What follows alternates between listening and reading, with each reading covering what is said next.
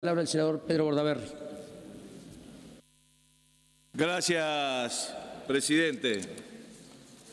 Atención, pido el silencio y silencio a la atención, que voy en esta ocasión, si me ayuda la memoria, a contarles que a esta historia le está faltando lo mejor.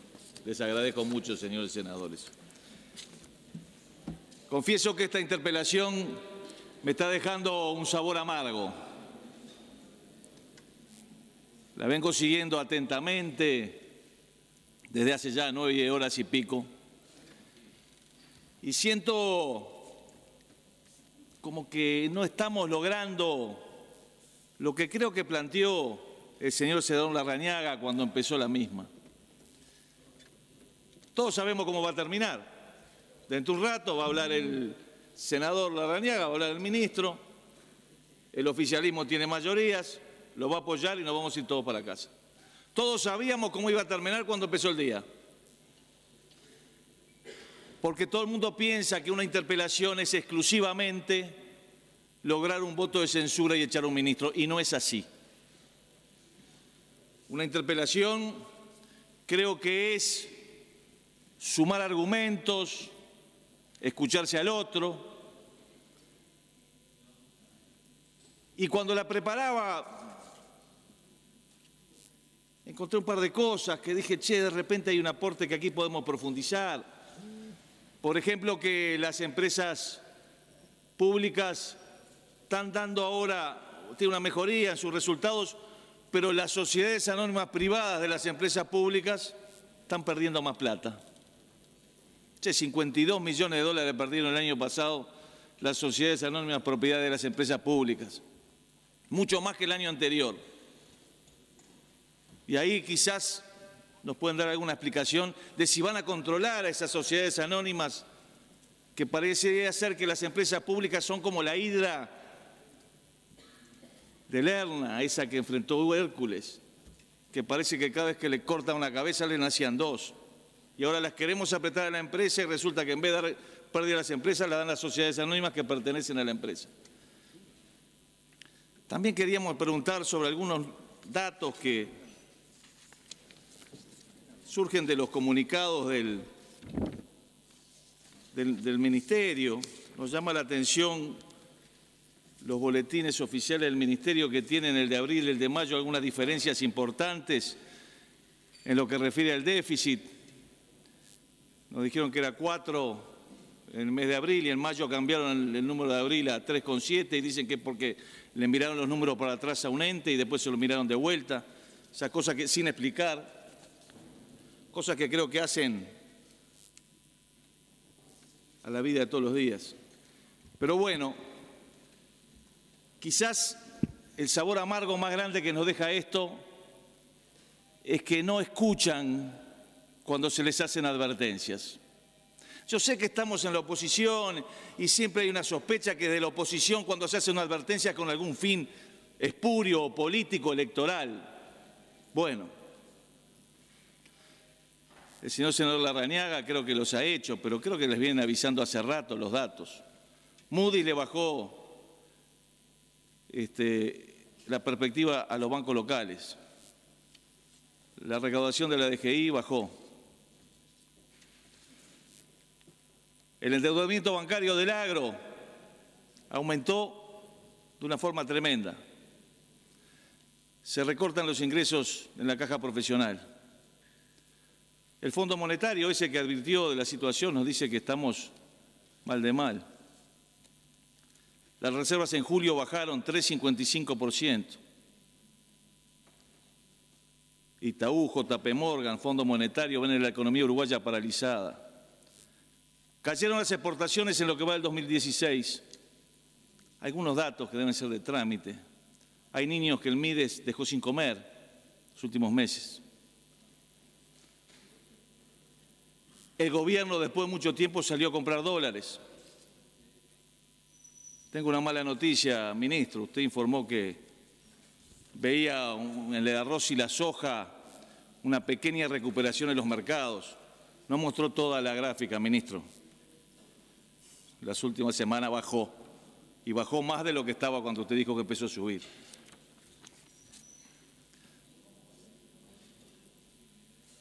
Afectamos las cápitas de las mutualistas, la caja profesional, la caja militar. Ahora proponen echar mano a las reservas de UTE que UTE tiene para enfrentar la sequía. Hay que hablar del decreto del 28 de diciembre de ajuste por inflación. Y la respuesta es, estamos haciendo las cosas bien, no nos hemos equivocado. Y cuando escuché la palabra tenemos que hacer una autocrítica, uno piensa, bueno, aquí vamos en la parte que podemos hacer un aporte. Pero la autocrítica es, no hemos hecho todo bien y dicen nos equivocamos en la educación.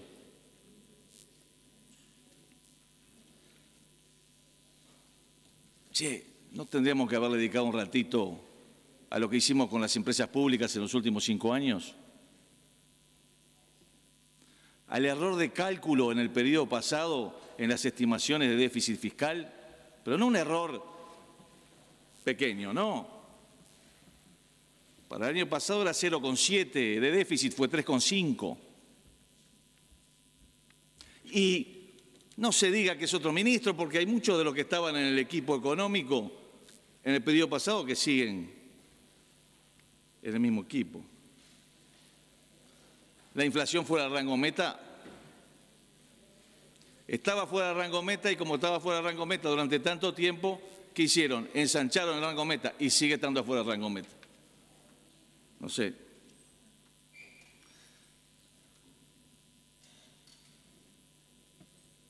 Se dice que se cumplieron todas las metas que se propuso el Frente Amplio. Yo voy a hablar de esas metas que se propusieron cumplir en el programa del Frente Amplio, pero no la saqué del programa del Frente Amplio, la saqué de la comparecencia del señor ministro de Economía el 13 de mayo del año pasado, Quiero decir que obviamente, dice, voy a manejar las cifras que están en el programa del Frente Amplio cuyo servicio está esta conducción económica. Por ejemplo, estamos apuntando a agregar valor y mejorar la competitividad de la producción nacional, sobre todo reforzando esa línea virtuosa que hay entre conocimiento, innovación, eficiencia, productividad y competitividad. Básicamente me refiero al fortalecimiento de la infraestructura. Bueno, la verdad que todavía no salió una PPP, 2 PPP, 3. Si eso es el fortalecimiento de la infraestructura, me parece que no va por ahí. Y hay un debe del último periodo de gobierno enorme. No veo que se haya cumplido. Se nos dice que se va a cumplir, pero no se cumplió. Esa es la verdad. Dice el ministro, existen áreas enteras en el proceso de formación educacional en las que Uruguay tiene desafíos enormes para cambiar y progresar hacia el futuro. Bueno, los PISA, las TERCE, las CERCE, todos los indicadores que quieran de educación nos dan un retroceso enorme. Objetivo no cumplido en esta década ganada de que se ha hecho referencia acá. Sigue el ministro. También están las prioridades, la mejora de la seguridad pública. Bueno, no le voy a pedir a la senadora Alonso que hable de la seguridad pública, lógicamente. Pero a ver, teníamos 199 homicidios por año en el año 2011 y el año pasado tuvimos 290. Bueno, las metas que nos estamos poniendo. Y esta otra, hay un compromiso con todos estos aspectos del programa que incluyen la inserción internacional. Uno de los peores errores que puede cometer un país como Uruguay, decían, es encerrarse, porque en el mundo hay dificultades, cuanto más problemas, más apertura. Metas cumplidas en la inserción internacional, señor presidente. Con lo penoso de lo que está sucediendo en estos momentos en el Mercosur, un Mercosur inexistente, en el cual los socios le niegan a quien se dice que es presidente, y el Uruguay defiende a quien debía haber sido suspendido hace rato, que es Venezuela. Y mientras eso sucede, algunos dicen, no, estamos avanzando con la Unión Europea. Fíjese qué lindo cuando se siente frente a la Unión Europea Maduro y diga, representando al Mercosur, vengo a negociar el tratado Mercosur-Unión Europea. Imagínense la cara de los del Mercosur. Sí, algunos dicen, si la señora senadora quiere una interrupción, con gusto se la doy. Si no, le pido si puede seguir mi alocución. Y el señor senador también le doy con mucho gusto.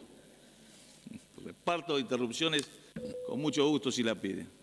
Pero es así, es decir, todos esos desafíos y compromisos de esa década ganada de la que se estaba hablando, yo creo que no es así. ¿Que hubieron cosas buenas y logros? Sí, quiero reconocerlo expresamente. Porque nadie hace todo bien ni nadie hace todo mal. Ni nadie hace todo más o menos. Que el plan Ceibal es bueno, lo he dicho, lo reitero y lo reconozco. ¿Cuántas veces quiera? Que se bajó la pobreza, por supuesto que se bajó la pobreza. Bueno sería que no se hubiera bajado la pobreza. Disculpen que me ponga bíblico, pero el que mucho se le da, mucho se le reclamará. Y la verdad que Uruguay ha tenido 10 años de crecimiento económico enorme por un gran acierto del señor ministro de Economía en el año 2005. No cambió la política económica que se venía desarrollando en el país. ¿O nos olvidamos que pedían la nacionalización de la banca, el SOIP, el frigorífico nacional, no al Fondo Monetario, no pagar la deuda externa? Y bueno, cambiaron y nos enorgullecemos que hayan cambiado. Y está bueno que hayan cambiado. El problema es que después de haber seguido esa política, empezaron a desviarse. Y entonces cuando se desviaron, cuando vimos que gastaban de más, cuando vimos que no mantenían esa política de crecimiento que había permitido terminar con la pobreza, y se lo tuvimos que señalar. Y no pueden decir que no les avisamos, porque acá mismo el señor ministro, el señor presidente, estaba sentado donde está usted, y quiero recordar que estaba el senador Larrañaga, el senador Saravia, la senadora Xavier, la senadora Topolansky, el senador Agassi, el senador Michelini. Mire qué lindo le estoy dando a todos para que contesten una ilusión. Estaban todos ese día que interpelamos al ministro Lorenzo, año 2013, comienzo del 2013. ¿Y qué le dijimos? Corrija, ministro, está gastando de más, tiene un lío en las empresas públicas. Si usted corrige ahora a tiempo, es una pequeña corrección, y si no la hace ahora, después va a tener que hacer un ajuste fiscal. Eso se lo dijimos en el 2013, se lo repetimos en el 2014, pero no escucharon. Y hasta, señor presidente, hasta el propio ministro que estaba ahí, votó el respaldo, y no solamente el respaldo al ministro de Economía de la época. Al final de esa jornada presentamos unas mociones no de censura. La oposición presentó unas mociones pidiéndole, la primera, ¿sabe qué era? Cautela y prudencia en la rendición de cuentas dadas las condiciones que se estaban viniendo. Y votaron en contra. Y después le propusimos que aumentaran el control sobre las empresas públicas, en especial sobre ANCAP, porque veíamos en el 2013 que tenían un problema. ¡Pah! En contra también. Dale que va. Si hubieran ajustado las empresas públicas como lo hicieron en febrero de este año, bueno, de repente no estábamos haciendo este ajuste fiscal que está pagando la gente, que están pagando los uruguayos. Entonces no nos digan, me parece a mí, o no nos den como justificación que resulta que el Fondo Monetario y los organismos internacionales también tenían previsiones iguales a la del gobierno el año pasado de que iba a haber un crecimiento.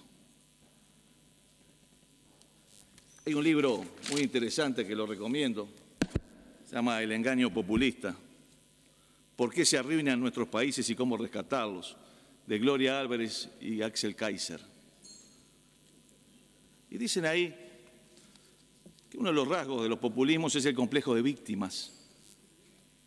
Un rasgo esencial de la mentalidad populista ha sido siempre y continúa siendo el culpar de todos los males de la sociedad a otros. A los ricos, a los gringos, al capitalismo, a la CIA, a la oposición. Difícilmente un líder latinoamericano populista dirá, en realidad hemos fracasado en resolver nuestros problemas porque no hemos sido capaces de crear las instituciones que nos saquen adelante. Y esto pasa hoy. Somos los campeones del yo no fui. La culpa de los homicidios la tienen los ajustes de cuenta. El problema de la inserción internacional antes eran los Kirchner, ahora el imperio, yo qué sé. La situación internacional hoy es la culpable del problema que estamos teniendo en la economía. ¿No incidió ANCAP? ¿No tendríamos que haber hablado un poco de ANCAP acá hoy? Yo voy a correr, discúlpeme si no es la realidad, usted habló de 850 millones de dólares. Mi número me da 1000. Pero bueno, ¿qué son 150 más, 150 menos? A esta altura. Los 330 de Pluna, ¿no incidieron en este lío? No vamos a hablar de lo que nos costó la fiesta que hubo en las empresas públicas en los últimos 5 años, el desorden en la inversión. Uno esperaba que se mire, hemos hecho... Y ese es un mérito. Se lo vamos a dar al ministro y se lo vamos a reconocer. El ministro puso orden en ANCAP. Sí, señor, cambió el directorio. Les apretó en lo que estaban haciendo. Sí, eso es un mérito. Mire cómo estamos reconociéndole mérito. Pero no sé, de eso no hablamos. O el desorden y la falta de avance en infraestructura que hubo en los últimos 5 años en el Uruguay. Puerto Aguas Profundas, Aratirí, regasificadora. Y puedo seguir. Sí, perdimos 5 años de crecimiento el Uruguay. Sí. Y yo sé que políticamente el ministro no lo puede decir porque no se va a tirar contra su compañero de partido, pero mire qué favor le hago, lo digo yo. Hable de la herencia. Si les encanta hablar de la herencia, claro, de la herencia del 2005 y de la herencia del 2014, ¿no hablamos? Porque esa es una herencia también, ¿eh? Vaya si la es.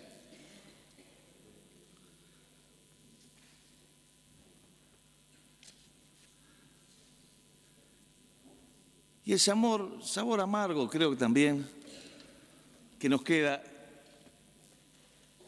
es por la explicación que se da por la falta de cumplimiento de la promesa de no aumentar los impuestos. La respuesta es: yo prometí de buena fe, creyendo que lo iba a poder cumplir. Nosotros no lo hicimos así. Nosotros no prometimos lo que no se podía cumplir y en nuestro programa expresamente dijimos la situación en que estaba el país. Y cada vez que nos venían con una propuesta que íbamos a hacerle, teníamos que poner el porcentaje que era, la previsión de lo que significaba presupuestalmente. Ahora la pedí porque dije, veo que le estudiaron al Partido Nacional, me van a haber estudiado la mía también. Sí, claro, entonces la tengo acá.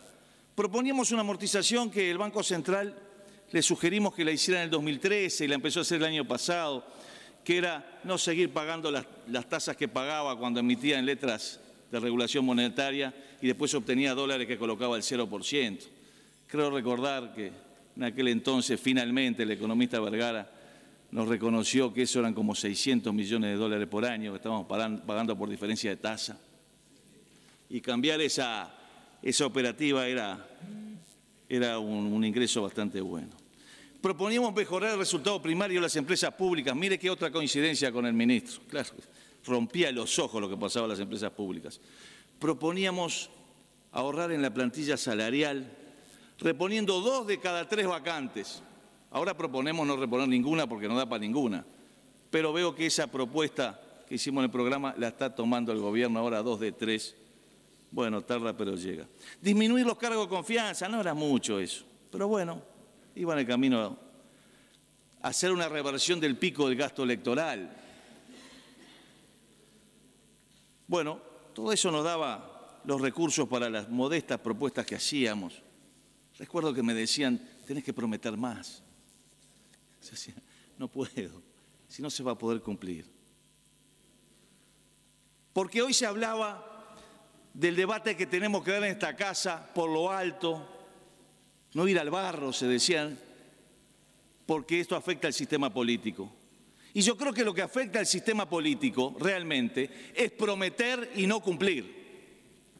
y decir como justificación, bueno, usted sabe, en las épocas electorales uno promete y después ve cómo viene la mano. No, no. Acá la credibilidad y la confianza se crea fundando las propuestas y escuchando, y no prometiendo y después no cumpliendo. Yo creo que eso afecta a todo el sistema político, a todo, y daña su credibilidad. Y el que prometió no solamente fue el ministro de Economía, fue usted, señor presidente. Fue el presidente de la República. Todos prometieron, no vamos a subir los impuestos. El senador Agassi también dice que él también prometió. Pero ¿qué prometen? Y sí, prometieron todos. Pero no solo prometieron, nos tomaron el pelo cuando le dijimos que esa promesa no se podía cumplir. A mí me acusaron de estar enamorado de los ajustes. A quienes llamábamos a la realidad en esos tiempos de jingle, de papel picado, de musiquita y de promesa fácil, nos decían que estábamos enamorados de lo que están haciendo hoy ustedes, justamente diciendo no vayan por ese camino, porque por ese camino van al ajuste fiscal. Y ahora, cuando decimos esto, cuando llegamos, lo citamos acá, nos dicen, che, pero bueno, no se pudo, no hablemos de esto, miremos hacia adelante. Uno se siente un nabo, los nabos de siempre, diría un conocido columnista. Los nabos de siempre. Los que dicen la verdad en la época electoral pierden la elección y después cuando vengan a decirle, che, mentiste, bueno, pero ya está, ya fue. En realidad mentí de buena fe, creí que iba a poder hacerlo, ahora sigo para adelante. Sé que esto no lo podemos poder juzgar acá, lo juzgará la ciudadanía, ya lo juzgó, creyó, y está bien que así sea. Y si no hubiera mayorías parlamentarias, lo estaríamos juzgando acá, sin duda. Nos decían, vamos bien, ¿se acuerdan de vamos bien? Vamos bien y tenemos que hacer un ajuste fiscal.